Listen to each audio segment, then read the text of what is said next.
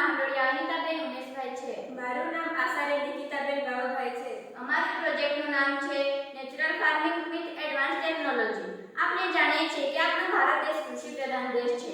લગભગ 60% થી વધુ લોકો કૃષિ આધારિત જીવન જીવે છે, પરંતુ વધતી જતી વસ્તીને કારણે શહેરીકરણ વધ્યું છે અને ખેતીલાયક જમીનનું પ્રમાણ ઘટ્યું છે, તેમજ જંગલોનો વિનાશ થઈ રહ્યો છે। તેના કારણે પર્યાવરણીય સંતુલન ખોરવાઈ રહી છે। આજે આપણે સૌ તેનો સામનો કરી રહ્યા છે। વધતી જતી માનવ વસ્તીની જરૂરિયાતો પૂરી કરવા માટે 21મી સદીમાં કૃષિ ક્ષેત્રે નવી ટેકનોલોજી વિકસાવવામાં આવી હતી, જેમાં હાઇબ્રિડ બિયારણ, રાસાયણિક જંતુનાશકો, નીંદણનાશકો, રાસાયણિક ખાતરો વગેરે, જેથી આપણે ઓછી જમીનમાં વધુ ઉત્પાદન મેળવી શકીએ છીએ।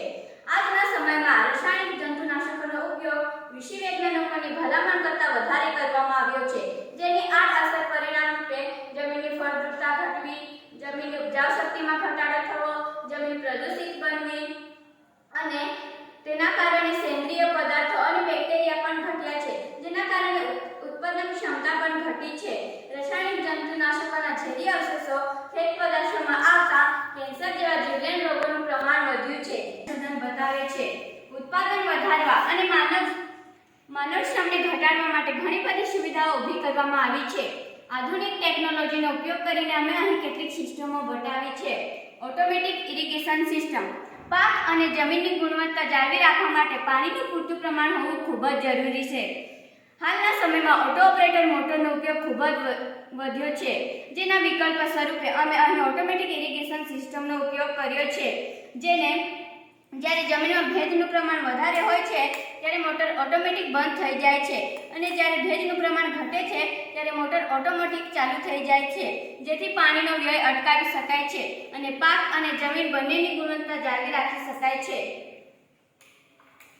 રેઇન સેન્સર સિસ્ટમ ધાન્ય અને કઠોળનો સંગ્રહ એની યોગ્ય સૂકવણી દ્વારા કરવામાં આવે છે, પરંતુ હાલની પરિસ્થિતિમાં અનિયમિત ઋતુ તેમજ ચોમાસાની ઋતુમાં આપણે આવા ધાન્ય અને કઠોળનો સંગ્રહ ખૂબ જ સાચવીને કરવો જોઈએ।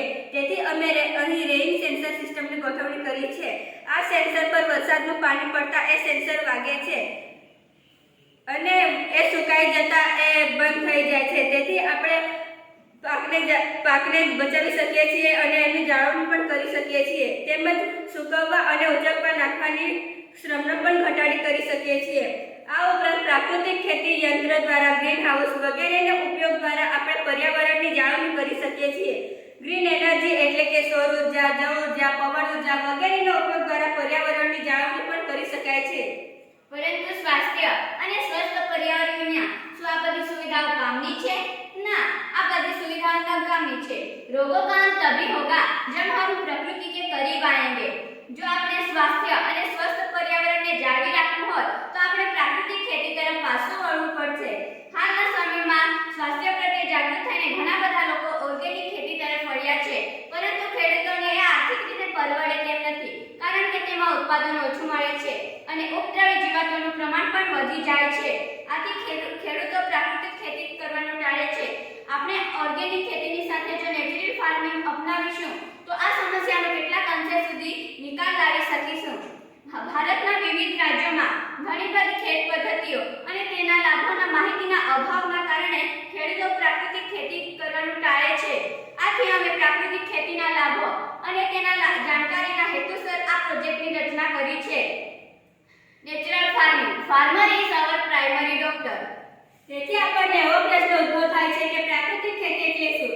પ્રાકૃતિક ખેતી એટલે ખેતીમાં રાસાયણિક ખાતરોનો ઉપયોગ ઘટાડી જૈવિક ખાતરો જેવા કે વર્મી કમ્પોસ્ટ ખાતર, છાણિયું ખાતર વગેરેનો ઉપયોગ દ્વારા આપણે ખેતીની જાળવણી કરી શકીએ છીએ અને પાકને બચાવી પણ શકીએ છીએ।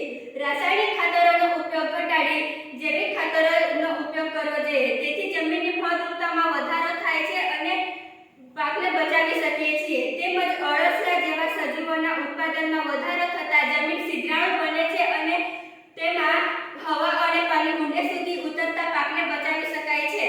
જૈવિક ખાતરો અને જૈવિક જંતુનાશકોનો ઉપયોગ કરવો જોઈએ।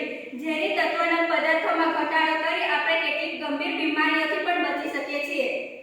જૈવિક ખાતરો અને જંતુનાશકો જૈવિક ખાતરો જેવા કે ધન બીજામૃત, જીવામૃત, અગ્નિઅસ્ત્ર, બ્રહ્માસ્ત્ર, અગ્નિઅસ્ત્ર, સુઠાસ્ત્ર, નિમાસ્ત્ર વગેરે અમે અહીં કેટલીક જૈવિક ખાતરો બનાવવાની રીતો બતાવી છે જે આપણે તેમાંથી નહિવત ખર્ચથી બનાવી શકીએ છીએ, કારણ કે તે ગાયના દૂધ, છાશ અને આપણી આસપાસથી મળી રહેતી વનસ્પતિ પેદાશોમાંથી બનાવી શકીએ છીએ, જેથી આપણા ખેડૂતોને કોઈ પણ ખર્ચ કરવાની જરૂર રહેતી નથી.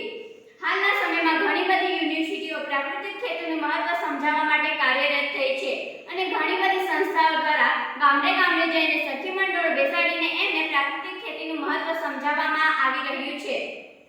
આ ઉપરાંત પ્રાકૃતિક ખેતી પદ્ધતિમાં વારંવાર એક પાક ન લેતા પાકની ફેરબદલી કરવી જોઈએ, તેથી જમીનની ગુણવત્તામાં વધારો થાય છે અને જમીનમાં પોષક તત્વોનું પ્રમાણ વધે છે. લીલો પડવાશ એટલે કે ખેતરમાં કોઈ પણ પાકનું વાવેતર કરીએ અને એ પાકને ઉપરથી કાપીને જમીનમાં દટાવી દેવું જોઈએ, જેથી જમીનમાં પોષક તત્વોનું પ્રમાણ વધે છે અને જમીનની ગુણવત્તા જળવાઈ રહે છે. જમીનના આધારે પાકનું વાવેતર. આપણે જમીનના પ્રકાર જાણીને પાકનું વાવેતર કરવું જોઈએ, કારણ કે બધી જમીન બધા જ પાકને અનુકૂળ હોતી નથી. જો આપણે આ જાણકારી વગર પાકનું વાવેતર કરીએ તો એ પાક યોગ્ય ઉત્પાદન આપી શકતું નથી. Water harvesting. આપણે પાણી ઉપર વરસાદી પાણીનો સંગ્રહ કૂવામાં કરવો જોઈએ અને કૂવામાંથી પાણીનો આપણે ખેતરોમાં ઉપયોગ કરવો જોઈએ અને ગાય ભેંસના મળમૂત્રનો ઉપયોગ પણ ખેતરોમાં ખાતર તરીકે કરવો જોઈએ અને ખેતરોમાંથી જે કંઈ પણ નીપજ મળે આ આપણે ગાય ભેંસના ઉપયોગમાં લેવો જોઈએ અને ગાય ભેંસના મળમૂત્ર દ્વારા આપણે બાયોગેસ પ્લાન્ટ પર બનાવી શકીએ છીએ. અમારા પ્રોજેક્ટની ઉપયોગિતા અને ફાયદાઓ. આધુનિક ટેકનોલોજીના ઉપયોગ દ્વારા ઓછી મહેનતે પાક સંરક્ષણ કરી શકાય છે, પાણીનો વ્યય થતો અટકાવી શકાય છે, પાક અને જમીનને થતું નુકસાન અટકાવી શકાય છે. પ્રાકૃતિક ખેતી દ્વારા પાક, જમીન અને પર્યાવરણને થતું નુકસાન અટકાવી શકાય છે. પાકના ઉત્પાદનમાં ગુણવત્તા વધારી શકાય છે. જો ઉત્પાદન ગુણવત્તાયુક્ત હોય તો એ પાકને બજારમાં સારા ભાવે વેચી શકાય છે. રાસાયણિક ખાતરો અને રાસાયણિક જંતુનાશકોનો ઉપયોગ ઘટાડી તો પાક તંદુરસ્ત રહે છે અને તે આપણા સ્વાસ્થ્ય માટે ખૂબ જ જરૂરી છે. તેમજ ખેડૂતો ઓછી ખર્ચે થયેલા પાક તૈયાર થયેલ હોય તે ખેડૂતોના માટે ખૂબ જ પરવડી શકે છે. ટકાઉ ભવિષ્ય માટે પ્રાકૃતિક ખેતી ખૂબ જ જરૂરી છે, કારણ કે પ્રાકૃતિક ખેતીથી તૈયાર થયેલો પાક ઘણા સમય સુધી ચાલી રહે છે અને રાસાયણિક ખાતરથી તૈયાર થયેલો પાક 1 કે 2 વર્ષમાં બગડી જાય છે. તેથી આપણે પ્રાકૃતિક ખેતીથી તૈયાર થયેલો પાક જ ઉપયોગમાં લેવો જોઈએ, કારણ કે એ આપણા સ્વાસ્થ્ય માટે ખૂબ જ સારો છે. હાલના સમયમાં ઘણા બધા જિલ્લાઓમાં પ્રાકૃતિક ખેતી બજાર ઊભા કરવામાં આવ્યા છે કે જ્યાં પ્રાકૃતિક ખેતીથી તૈયાર થયેલો પાક જ વેચવામાં આવે છે, જ્યાં ઊંચા દરે ભાવ પણ હોય છે, તેથી ખેડૂતોને ખૂબ જ આર્થિક રીતે પરવડે છે. અમારા કૃતિનો હેતુ એ જ છે કે સંવેદનશીલ ભારત સરકાર આ કૃતિને સમજે અને આજના વિજ્ઞાન અને ટેકનોલોજીના યુગમાં ટેકનોલોજીની સાથે પ્રાકૃતિકતાને અપનાવે. દેશનો તાત એટલે કે ખેડૂત પણ આર્થિક રીતે મજબૂત બને.